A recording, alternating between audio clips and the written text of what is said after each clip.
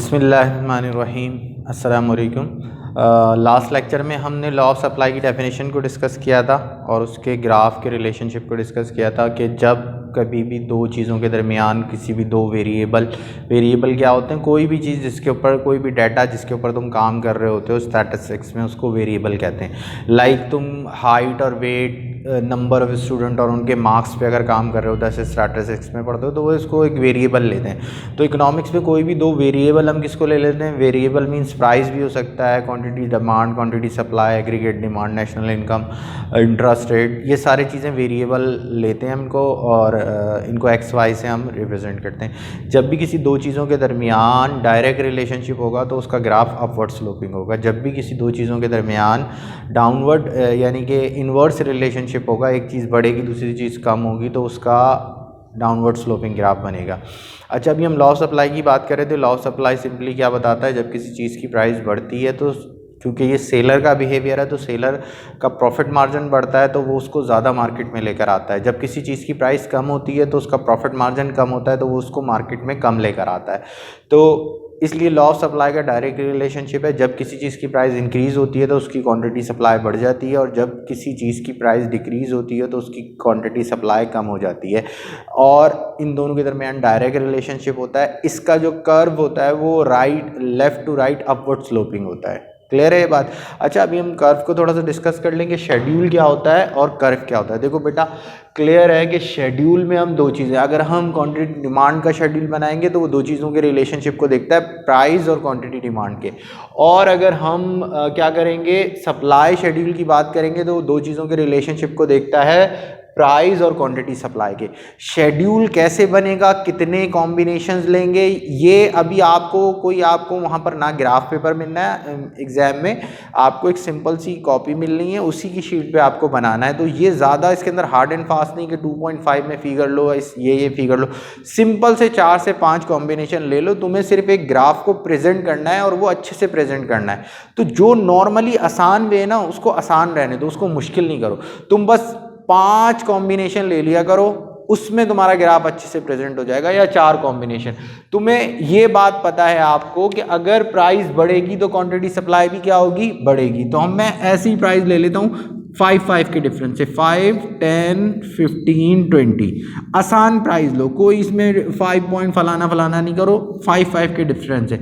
अब मुझे यहाँ से मैं किसी भी नंबर से स्टार्ट करूँ, वो भी इंक्रीज होना चाहिए क्योंकि इन दोनों का रिलेशनशिप क्या है, डायरेक्ट रिलेशनशिप है। तो मैं यहाँ पर 25 से कर लेता हूँ, मैं किसी और नंबर से भी कर लेता हूँ, मगर आसान रखो चीज़ों को।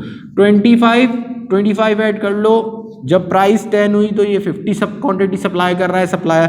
प्राइस और इजाफा हुआ, क्वांटिटी सप्लाई और बढ़ गई 75, प्राइस और इजाफा हुआ तो प्रोड्यूसर उसको 100 यूनिट मार्केट में सप्लाई के लिए ला रहा है। सिंपल सा रखना, जैसे एग्जाम में भी तुम्हें प्रेजेंट करने में भी आसानी हो और एग्जामिनर को समझने में भी आसानी हो। ठीक है जी। जब हम कर्व की बात कर रहे हैं या डायग्राम की बात कर रहे हैं तो सिंपल सा आप क्या करें, एक आपका वाई एक्सिस होगा ये, और ये वाला आपका एक्स एक्सिस होता है। ये हम पहले जब आपकी क्लासेस हो रही थी, जब हमने डिस्कस किया था, क्या डिस्कस किया था कि हॉरिजॉन्टल और वर्टिकल एक्सिस, ये हॉरिजॉन्टल एक्सिस कहलाता है, ये वर्टिकल एक्सिस कहलाता है। ठीक है, इस पर हमको, इस एक्सिस पे हम क्या लेते हैं, इस एक्सिस पे वाई एक्सिस पे हम लेते हैं प्राइस, ठीक है, और इस एक्सिस पे हम क्या लेते हैं, क्वांटिटी सप्लाई।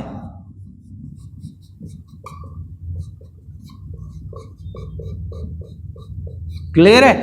अच्छा, अब ग्राफ कैसे बनेगा, बस ग्राफ को बनने के लिए ये चीज समझ लो कि जितने कॉम्बिनेशन ग्राफ को अच्छा प्रेजेंट करने के लिए, वरना ग्राफ बहुत छोटा सा भी बन सकता है। इस पे ग्राफ को अच्छा प्रेजेंट करने के लिए तुम ये ले लो कि तुम्हारे 4 कॉम्बिनेशन है। ये कॉम्बिनेशन है कि 5 पे 25 है, 10 पे 50 है, 15 पे 75 है और सो ऑन। अच्छा, तुम्हें इस वाले एक्सिस पे आपको, जो कि है वाई एक्सिस, इस पे आपको ये प्राइस लेनी है। ठीक है, ये पूरा एक्सिस कवर हो, जैसे ग्राफ अच्छा प्रेजेंट हो, और इस वाले एक्सिस पे तुमको क्या करना है, प्राइस क्वांटिटी सप्लाई को लेना है। तो कितने हैं, 4 कॉम्बिनेशन है।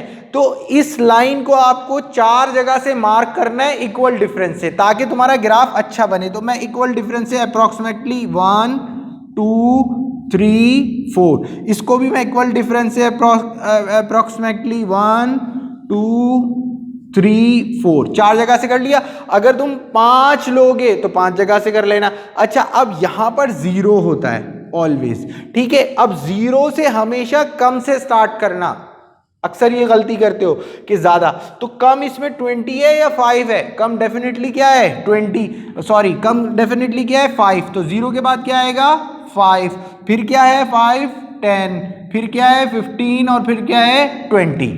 क्लियर हो गई ये बात? और फिर अच्छा, यहां पर हम क्या लेंगे, यहां पर अगर हम देखें 25, मिनिमम 25 है और 100 है, तो 0 के बाद 25 पहले आएगा, 0 के बाद 25 पहले आएगा, तो हम इसको लेंगे 25, 50, 75 और 100, ठीक है। अब हम इसको ज्वाइन कर लेंगे। अब हम इसको कैसे ज्वाइन कर लेंगे, देखें 5 पे 25 है, तो 5 पे और 25 अप्रोक्सीमेटली यहां पर होगा, ठीक है। फिर 10 पे 50 है, तो ये 50 है और ये 10 है, तो ये अप्रोक्सीमेटली ऊपर नीचे हो जाए, कोई ऐसा इशू नहीं है। और ये 15 पे 75 है, तो ये कहाँ होगा, यहाँ होगा। और 20 पे 100 है, तो ये कहाँ होगा, यहाँ होगा। इन सब पॉइंट्स को अगर हम ज्वाइन कर लेंगे तो ये left to right upward sloping curve बन जाएगा, जो कि ये बता रहा है कि जब प्राइस 5 थी तो ये 25, जब प्राइस 15 थी तो ये इतना, और जब प्राइस इतनी थी तो ये इतना। ये बात समझ में आ रही है? अच्छा, अगर ये बनाना ना भी आए, अगर ये बनाना ना भी आए, तो इसका मैं आसान सा तरीका बता रहा हूं आपको ना।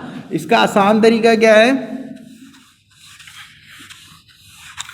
कि जब भी इकोनॉमिक्स के ग्राफ का आपको आइडिया हो जाए ना, तो पहले आप क्या करें, कर्व आपको पता है अपवर्ड स्लोपिंग है, पहले आप कर्व ड्रॉ कर लें, ठीक है।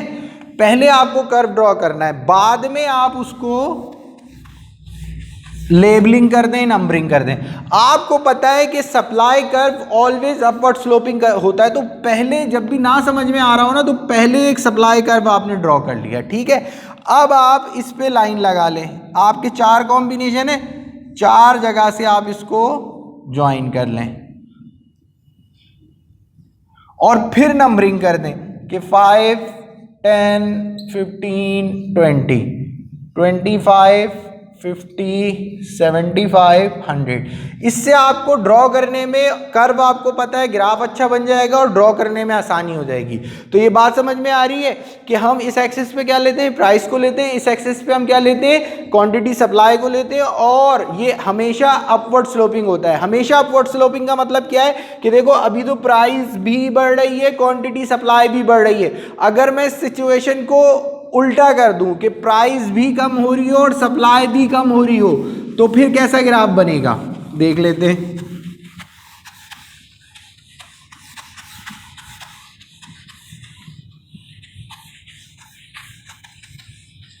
देखें, अभी दोनों चीजें इंक्रीज हो रही थी, हमने बोला कि ऑलवेज इनका रिलेशन अपवर्ड स्लोपिंग होगा। तो अब अगर मैं इसको कम कर लूं, मैं बोलता हूं ये यहां पर मैं प्राइस ले लूं 100, फिर ये प्राइस कम होकर हो गई 75, फिर प्राइस कम होकर हो गई 50, और फिर प्राइस कम होकर हो गई 25। तो अगर ये कम हो रही है तो मैं यहाँ क्या करूँ, मैं यहाँ पर ले लेता हूँ क्वांटिटी सप्लाई के, जब 100 थी तो यहाँ पर क्या था कि ये 1000 यूनिट मार्केट में ला रहा था, जब प्राइस कम हुई तो ये 750 ला रहा है, और तो 500 और तो 250। अब ये दोनों चीजें कम हो रही हैं, मगर ग्राफ पे कोई भी असर नहीं पड़ेगा। जब भी दो चीजों के दरमियान डायरेक्ट रिलेशनशिप होगा, उसका अपवर्ड स्लोपिंग होगा। तो अगेन कि अगर मैं 4 है तो ये 4 जगह से मार्क कर लूं, ये 4 जगह से मार्क कर लूं, ठीक है। अब मैं क्या करूं, नंबरिंग कर दूं। यहां पर क्या आएगा, 0 के बाद प्राइस है 25 75 सॉरी 50 75 और 100। क्वांटिटी मिनिमम क्या है 250, तो 250 मैं यहां लूंगा, 250 500 750 और 1000, ठीक है। ये मैंने इसको लेबलिंग कर दी। अब क्या करेंगे, अगर हम कर्व इसका ड्रॉ करें तो क्या है 100 पे 1000, 100 पे सबसे पहला कॉम्बिनेशन क्या है, प्राइस 100 है, क्वांटिटी सप्लाई 1000 है, तो ये क्वांटिटी सप्लाई 1000 और ये 100, ठीक है। फिर 750 पे 75 है, यहाँ पर आएगा ऑलमोस्ट। फिर 500 पे 50 है, ये 50 और ये 500, फिर 250 पे 25 है ये।